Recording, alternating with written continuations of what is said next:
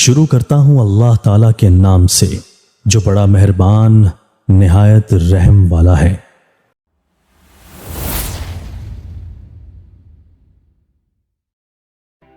قرآن مجید میں اللہ رب العزت نے پیغمبروں سے متعلق جتنے بھی واقعات بیان کیے ہیں ان میں نوع انسانی کے لیے ہدایت اور پیغام ہے۔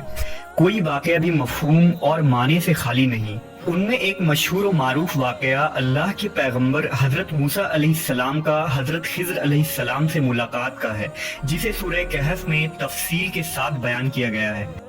ایک مرتبہ بنی اسرائیل نے حضرت موسیٰ علیہ السلام سے پوچھا، اے اللہ کے پیغمبر، کیا اس روئے زمین پر آپ سے بھی بڑا کوئی عالم ہے؟ موسیٰ علیہ السلام نے فرمایا، میں سب سے زیادہ علم والا ہوں۔ لیکن اللہ تبارک و تعالیٰ کو حضرت موسیٰ کی یہ بات پسند نہ آئی، لہٰذا موسیٰ علیہ السلام پر وحی آئی کہ ہمارا ایک بندہ مجمع البحرین پر ہے جو آپ سے زیادہ علم رکھتا ہے۔ اس پر حضرت موسیٰ علیہ السلام نے اللہ سے درخواست کی کہ انہیں اس شخص سے ملاقات کرنی ہے تاکہ انہیں جو غیر معمولی علم عطا ہوئی ہے اس سے آپ استفادہ کر سکیں۔ اللہ نے فرمایا، اس بندے کا نام خضر ہے، ان سے آپ کی ملاقات ایک صورت میں ہوگی۔ اللہ نے موسیٰ علیہ السلام کو حکم دیا کہ ایک مچھلی اپنے توشہ دان میں رکھ لیں اور سفر پر نکل پڑیں۔ جس مقام پر یہ مچھلی گم ہو جائے گی اسی مقام پر وہ شخص ملے گا۔ لہٰذا موسیٰ علیہ السلام نے مچھلی کو اپنے زنبیل میں رکھا اور اپنے خلیفہ یوشع بن نون کو لے کر اس شخص کی تلاش میں نکل پڑے۔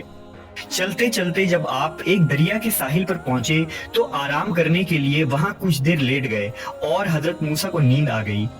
اچانک وہ مچھلی ٹوکری میں تڑپنے لگی اور اچھل کر اس دریا میں چلی گئی۔ آپ کے خلیفہ حضرت یوشع نے دیکھا کہ وہ مچھلی جس جگہ گری وہاں پانی ساکت ہو گیا اور ایک راستہ بن گیا۔ جب حضرت موسیٰ علیہ السلام بیدار ہوئے تو حضرت یوشع انہیں یہ عجیب واقعہ بتانا بھول گئے اور دونوں آگے چل دیے۔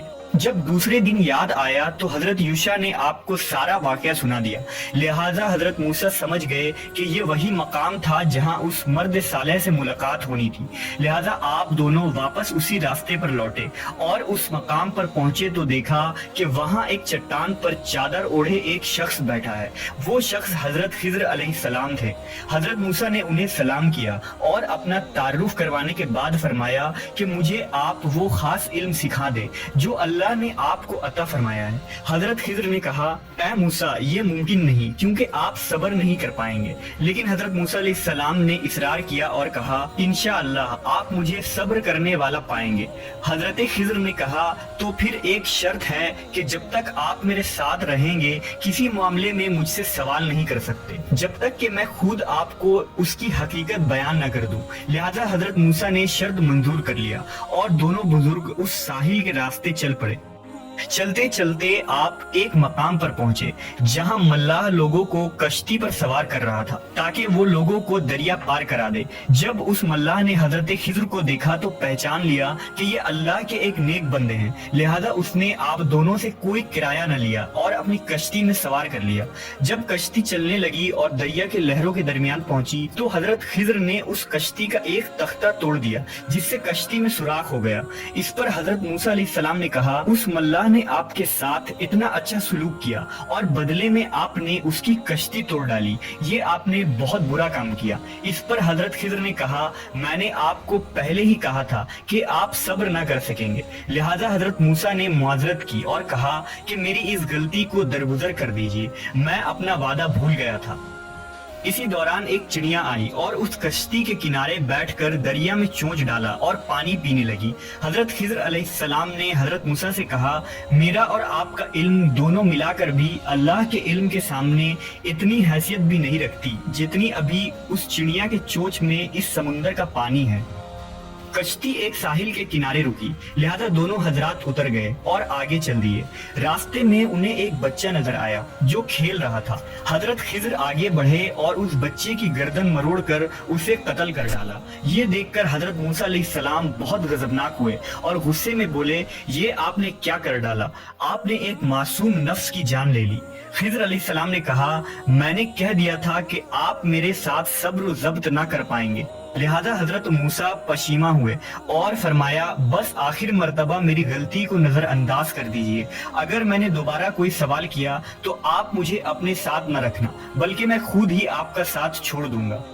پھر دونوں حضرات آگے چلے اور چلتے چلتے ایک گاؤں میں پہنچے۔ طویل سفر کرنے کی وجہ سے دونوں تھک چکے تھے، لہٰذا آپ دونوں اس گاؤں میں موجود لوگوں کے دروازے پر گئے اور درخواست کی کہ انہیں وہاں کچھ دیر کے لیے پناہ دے دیں، مگر اس گاؤں کے لوگوں کے اندر سے رحم و انسانیت کا جذبہ مر چکا تھا۔ انہوں نے راہگیر کی مدد کرنے کے بجائے انہیں پناہ اور کھانا دینے سے انکار کر دیا اور انہیں وہاں سے دھتکار دیا۔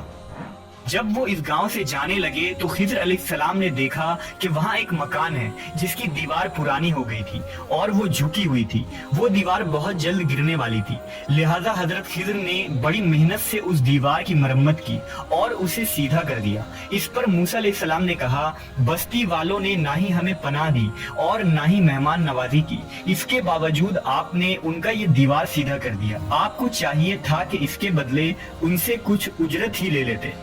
لہذا حضرت خضر علیہ السلام نے فرمایا، اب تمہارے اور میرے راستے الگ ہوتے ہیں، افسوس کہ تم سے صبر نہ ہو سکا، لیکن میں تم سے جدا ہونے سے پہلے ان کاموں کی وجہ بتا دیتا ہوں جو میں نے کیے۔ اس کشتی کو توڑنے کی وجہ یہ تھی کہ وہ ملاح اپنی کشتی لے کر ایک ایسی جگہ سے گزرنے والا تھا جہاں ایک ظالم بادشاہ کی حکومت ہے اور وہ ان علاقوں سے گزرنے والی ہر کشتی کو ضبط کر لیتا ہے۔ جب وہ اس علاقے سے گزریں گے تو اس کشتی میں نقص ہونے کی وجہ سے وہ بادشاہ ان سے کشتی نہ چھینے گا اور انہیں چھوڑ دے گا۔ اس طرح اس غریب ملاح کا روزگار بچ جائے گا اور وہ بچہ جسے میں نے قتل کیا وہ بڑا ہو کر ایک بدکار شخص بننے والا تھا جو کفر اور سرکشی کرتا اور اپنے ماں باپ کے لیے آفت بن جاتا۔ لہٰذا بحکم الہی میں نے اسے قتل کر دیا تاکہ اس کے ماں باپ اس کے فتنے سے محفوظ ہو جائیں، اور اب اللہ بدلے میں انہیں ایک نیک اور صالح اولاد سے نوازے گا۔ وہ دیوار جس کی میں نے مرمت کی، اس دیوار کے نیچے ایک خزانہ دفن ہے جو 2 یتیم بچوں کی وراثت ہے اور جسے اس کے باپ نے وہاں دفن کروا دیا تھا۔ اگر وہ دیوار گر جاتی تو اس بستی کے لوگ وہ خزانہ لے لیتے، مگر اب وہ خزانہ محفوظ ہے اور جب وہ یتیم بچے جوان ہوں گے تو وہ خزانہ انہیں مل جائے گا۔ اس طرح وراثت ان کے اصلی حقدار تک پہنچے گی۔ یہ سارے کام میں نے خود اپنی مرضی سے نہیں کیے، بلکہ یہ اللہ کا حکم تھا جس پر تم صبر نہ کر سکے۔